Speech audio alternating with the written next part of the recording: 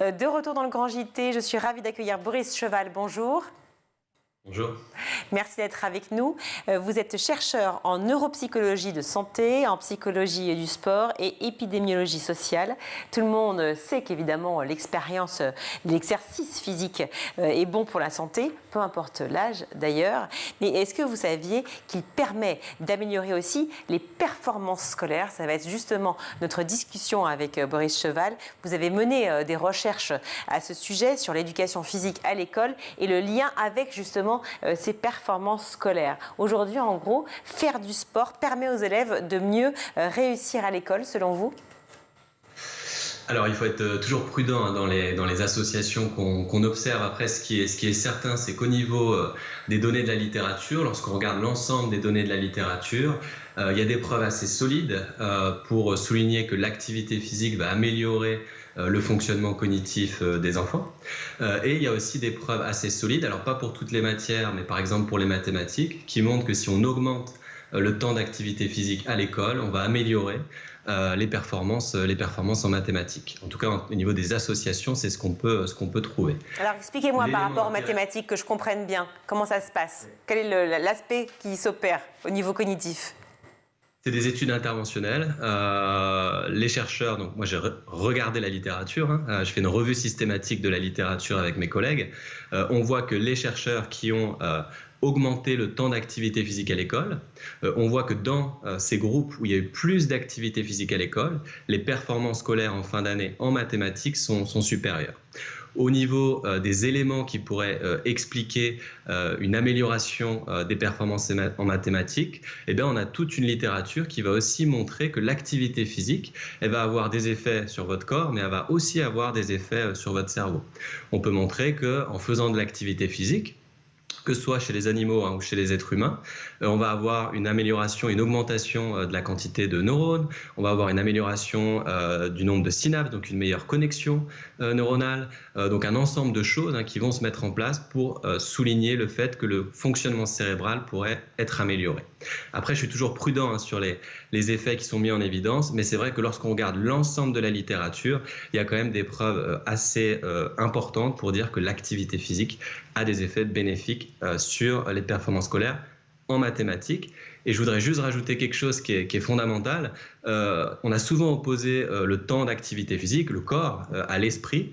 Ce qui est clair, c'est que dans toutes les études, il n'y a jamais eu un effet négatif d'une augmentation du temps d'activité physique à l'école sur les performances scolaires.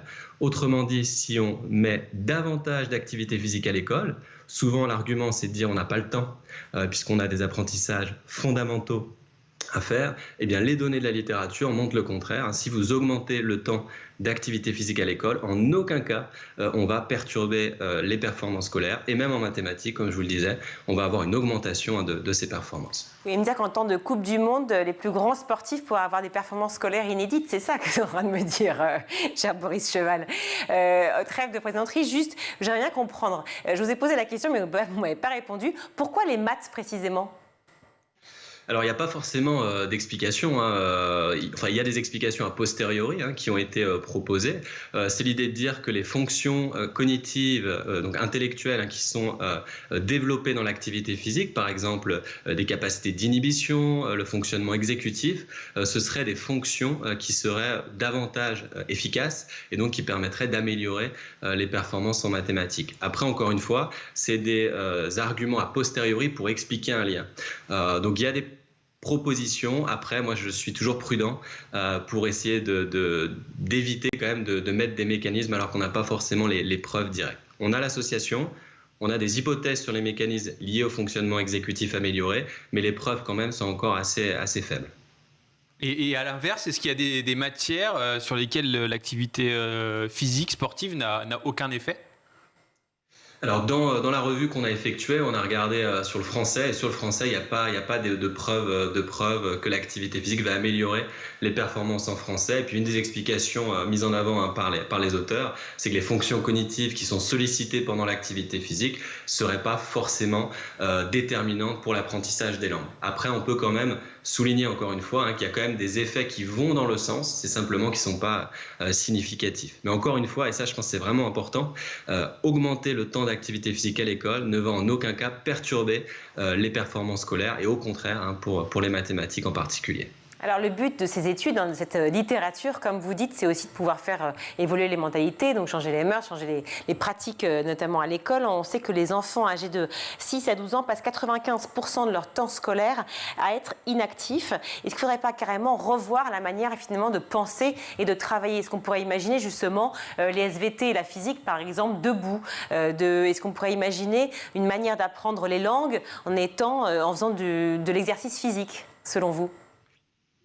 Oui, alors ça, il y a des études aussi qui ont été faites. On distingue les études qui augmentent l'activité physique à l'école, mais par exemple sur un temps dédié, et les études qui augmentent l'activité physique pendant le temps scolaire. Et donc on voit effectivement que par exemple en mathématiques, si on demande aux enfants de compter, par exemple de se mettre debout et de taper des mains, ou de mettre debout et de sauter pour donner la réponse, donc de l'activité physique en lien avec le contenu, on voit effectivement qu'on a une amélioration. En tout cas, ça montre qu'il y a la possibilité de changer la manière de voir les choses, et effectivement être assis, c'est pas forcément la meilleure position pour apprendre, et se mettre en mouvement, se mettre debout, marcher, pourrait optimiser effectivement les performances. Je pense à l'Université de Lausanne, sur les étudiants universitaires, à l'Institut des sciences du sport, il y a un cours pour lesquels les étudiants se déplacent sur le campus pour avoir le contenu. Donc par exemple à l'université, on peut proposer ça. Mais en tout cas, mon conseil, ou en tout cas ce que j'inviterais à chaque fois que possible à faire, c'est d'essayer de se dire que si on met les élèves en mouvement, même pendant la classe, on ne va pas perturber leur performance scolaire. Encore une fois, l'attention, elle est extrêmement limitée. Alors pensez qu'on peut garder l'attention des élèves pendant 1h30 ou 2 heures assis sur une chaise, ça c'est une utopie, ça n'arrive pas. En revanche, faire des pauses actives, intégrer de l'activité physique dans le contenu, ça a été démontré aussi pour être assez efficace. Alors c'est là où il faut distinguer évidemment le sport de l'activité physique, car vous parlez d'être en mouvement, de pouvoir pratiquer une activité, ça reste quand même assez flou. Ça veut dire que ne serait-ce que marcher permettrait seulement de pouvoir justement améliorer le système d'apprentissage?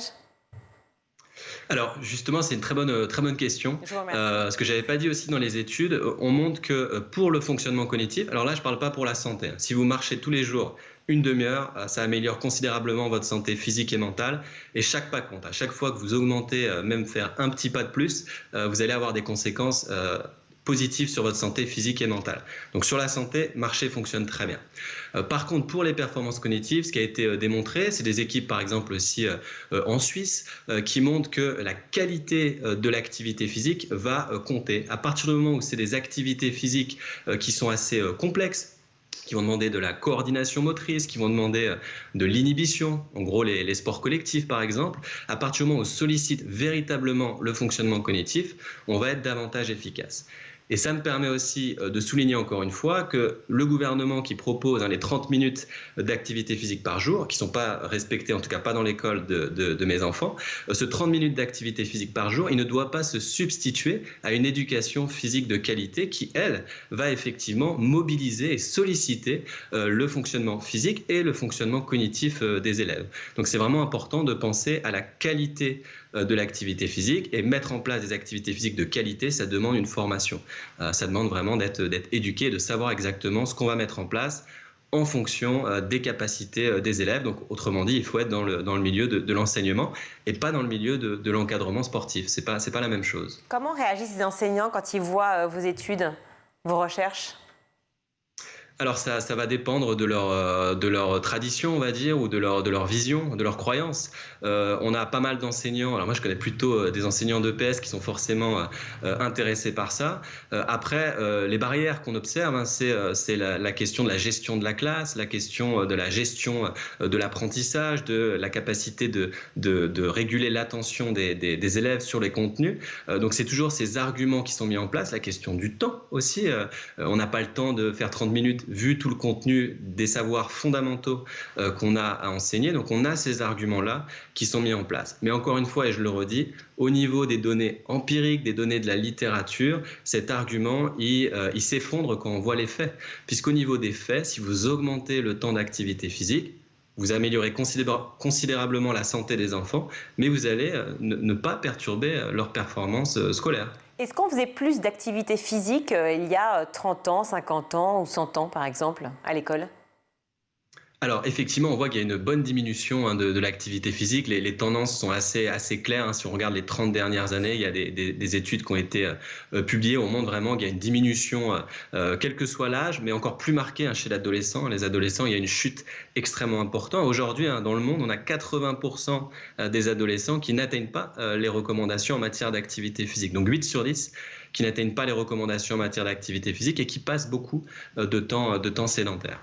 Au niveau des explications, la société, le changement de la structure de la société qui pousse les individus au moindre effort.